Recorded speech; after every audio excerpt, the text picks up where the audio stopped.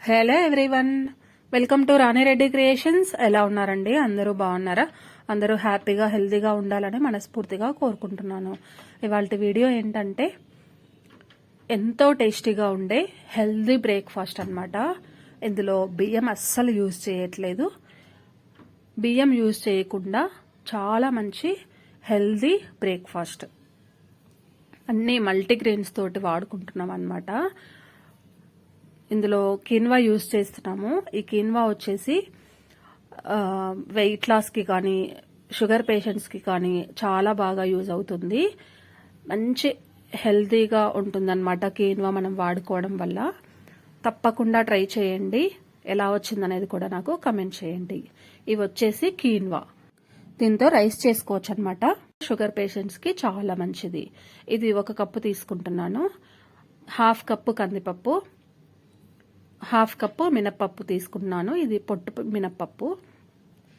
1/2 cup పెసరపప్పు, అలాగే 1/2 cup శనగపప్పు తీసుకుంటున్నాను.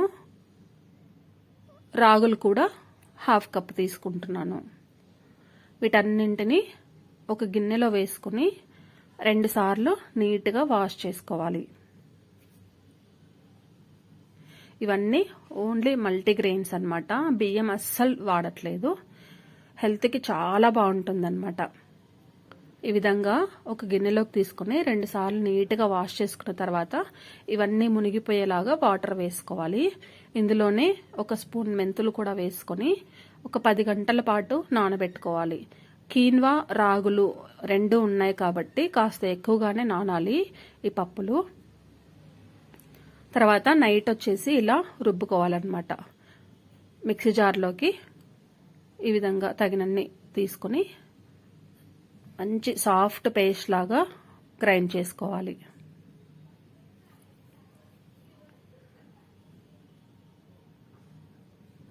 చూసారా? ఇలా మరీ లూజ్గా కాకుండా మరీ గట్టిగా కాకుండా మీడియంగా రుబ్బుకోవాలి.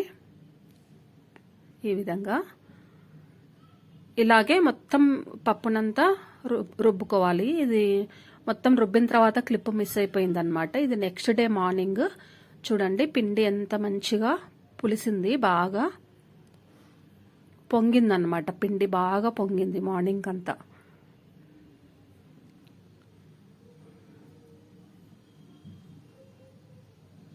చూడండి, మంచిగా పొంగిందనమాట.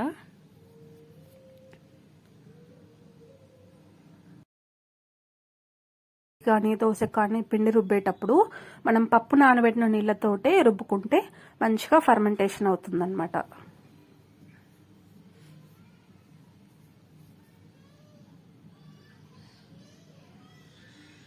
మనకు దోశలకి ఎంత పిండి కావాలో అంత మాత్రం తీసుకుని ఉప్పు కలుపుకొని ఇలా దోశలు వేసుకోవాలి. చాలా హెల్తీగా ఉంటుంది. తప్పకుండా ట్రై చేయండి. షుగర్ పేషెంట్స్కి అన్నం తినకుండా బియ్యంతో చేసినవి ఏవి తినకుండా ఉన్న వాళ్ళకి ఇది చాలా బాగా యూజ్ అవుతుంది. ఈ విధంగా 2 వైపులా కాల్చుకొని తీసుకుంటే చాలా బాగుంటాయి అన్నమాట. ఈ వీడియో కనుక నచ్చినట్లయితే లైక్ చేయండి, షేర్ చేయండి, కమెంట్ చేయండి. అలాగే నా ఛానల్ని కొత్తగా చూస్తున్న వాళ్ళు ఎవరైనా ఉంటే నా ఛానల్ని సబ్స్క్రైబ్ చేసుకోండి. పక్కనే ఉన్న బెల్ ఐకాన్ని క్లిక్ చేశారంటే ఆల్ అనే ఆప్షన్ వస్తుంది. అది క్లిక్ చేస్తే నేను ఎప్పుడు ఏ వీడియో పోస్ట్ చేసినా కూడా వెంటనే మీకు నోటిఫికేషన్ వస్తుంది. అలాగే ఈ రెసిపీని తప్పకుండా ట్రై చేసి ఎలా వచ్చిందనేది కూడా కామెంట్ సెక్షన్లో తెలియచేయండి. Thank you so much.